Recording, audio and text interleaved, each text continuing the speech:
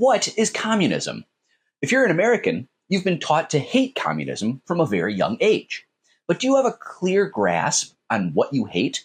Could you define it in a few words? Howard Zinn writes, "In the history of the human race, we have often seen certain words used to stop thinking, to end rational discourse, to arouse hatred, words which are murderous. The word communist in this country has been such a word. The essence of communism is not complicated or hard to understand. Communism is an economic system where the workers own the means of production. Workers own work. Communism is an economic system where employees own their workplace. Capitalism, by contrast, is an economic system where private owners, we know them as the rich, own the means of production. The private owners are shareholders or wealthy families like the Kochs or Waltons, or wealthy individuals like Jeff Bezos. As the owners, their only concern is extracting maximum profit from the business units that they own. As the owners, all business decisions are made to maximize profits for themselves. Employee-owned enterprises are not run to gratify shareholders. When workers own their workplace, they can make decisions with motivations besides pure profit extraction. Workers have an interest in keeping their businesses running so that they can keep their jobs. Workers would not pay top executives like the CEO millions of dollars to protect the interests of shareholders. Workers have an interest in the long-term health and viability of their business enterprise. They are unlikely to pack up entire factories and move them to Central America or Southeast Asia. When workers own work, they make different decisions than rich capitalist owners. What's that? I think I can already hear all the anti-communists storming the comments section to say, "Give us one example of this working, pinko." You've never heard of an employee-owned enterprise? They aren't that uncommon. In fact, 11 of the 100 largest private companies in the U.S. are employee-owned. That notorious communist rag known as the Harvard Business Review noted, employee owners have higher wages and net worths, receive better benefits, and are less likely to lose jobs to cuts and outsourcing during a downturn compared with workers who don't have ownership stakes in their organizations. The country's largest employee-owned company is the grocery store chain Publix. They have more than 1,200 locations, employ nearly 250,000 workers, and made about $45 billion in revenue in 2019. There are lots more successful companies operating here in the United States that already have employee ownership structures. There's Bob's Red Mill, 100% owned by its workers. Stewart's convenience stores in the Northeast have 175 employees who've become millionaires because of their employee ownership program.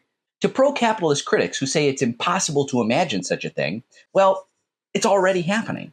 It's already successful. Employee-owned businesses tend to have better performance, more stability, fewer layoffs, and higher worker satisfaction than their mainstream alternatives. I know my hardcore commies will object that employee stock ownership programs and the like are hardly the communist vanguard. And I agree. Also, you don't get a communist system simply by having a bunch of worker-owned companies competing in a capitalist system. But let's stick with the broad strokes for now. Perhaps an even better example of employee ownership is the Mondragon Corporation.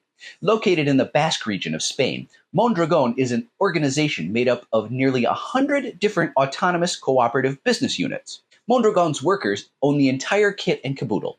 There are no outside shareholders. The highest paid executives in the organization make at most 6 times what their lowest paid workers make. When the individual units inside the organization do well, workers get a share of the profits. Mondragon's workers get an equal vote on important decisions about company strategy, wages, and more. Mondragon employs about 80,000 people and made more than $11 billion in revenue in 2021. The pro-capitalist propaganda system that we live in does not want you to associate communism with employee ownership. Part of the potency communism retains as a scare word is its association with totalitarian dictators like Stalin or Kim Il-sung.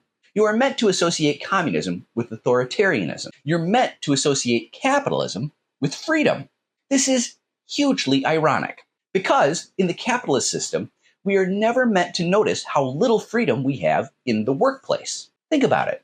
When you go to work, you have no freedom of speech, no freedom of assembly, no freedom from surveillance, no due process rights. Whatever constitutional rights we have outside the workplace evaporate once we clock in. True, you have the freedom to quit whenever you want, but the boss also has the power to fire you whenever he wants, unless you're in a union. The bosses have all the power at work because practically every American corporation is a top-down totalitarian organization. We spend huge chunks of our lives under the oppressive rule of authoritarian regimes every day when we walk into work. Is that freedom? No, it's capitalism. So think about that next time you hear someone say they hate communism. Because what they're really saying is they hate the idea of having any power at work to make decisions, to choose higher wages, to have freedom in the workplace. Of course, there's more to communism than just workers owning work. Karl Marx himself famously came up with the slogan, "From each according to his ability, to each according to his needs." An inspiring sentiment. But I think this distinction, workers owning the means of production, is one of the most fundamental concepts people need to understand about communism. When you comprehend this core idea, you can begin to understand why the people who run a capitalist society like ours hate and fear communism so much. Communism says that having rich people own and decide everything is unnecessary, a terrifying concept to the rich, but an empowering concept for the vast majority who exist in such a system. This is why communism is vilified. This is why you, like me, have been conditioned to hate and fear the very mention of the word communism. Please give a like, follow, favorite, repost, and sign up for my free Substack where you can get more detail in every post. Workers of the world, let's make them pay.